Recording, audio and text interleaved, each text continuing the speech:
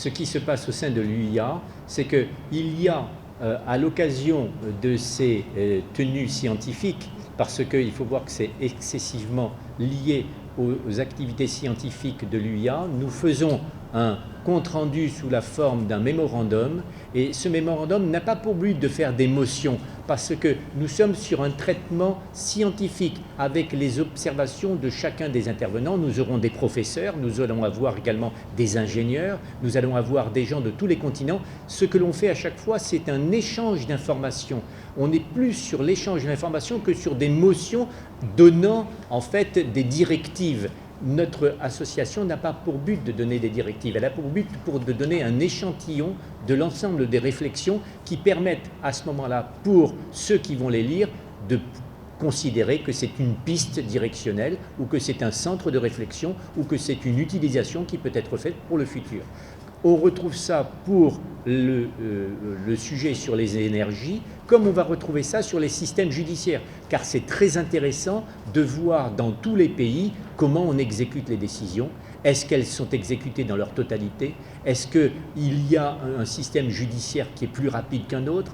Est-ce qu'il faut privilégier les systèmes de la common law par rapport au système du droit continental? Ce sont ces éléments qui vont être évoqués et qui font partie ensuite intégrante de nos travaux et qui sont relayés ensuite dans des séminaires que nous organisons toute l'année. Le congrès comporte un programme, j'ai dit tout à l'heure, officiel, scientifique et récréatif. Bon, principalement, nous sommes ici, on va dire, pour parler surtout, je pense, du scientifique.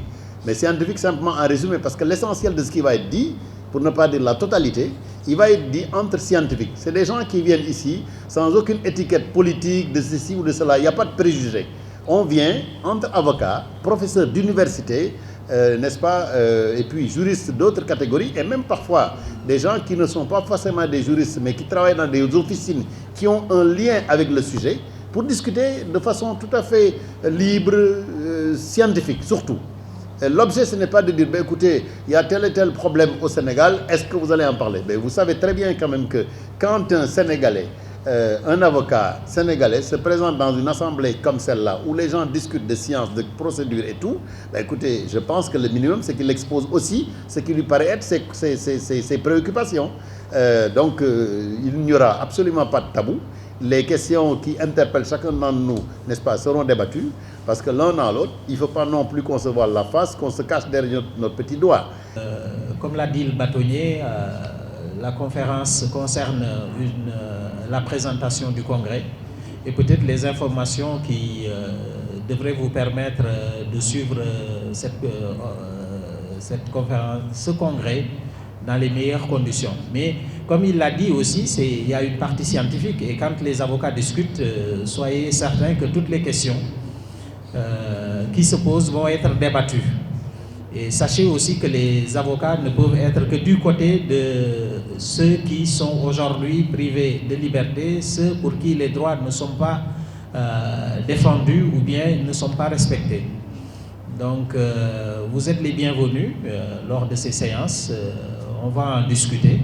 Mais comme je disais tout à l'heure, le barreau reste à votre disposition. Quand vous aurez peut-être la volonté de discuter de ces questions du système judiciaire sénégalais, le barreau vous ouvrira les portes pour en discuter amplement.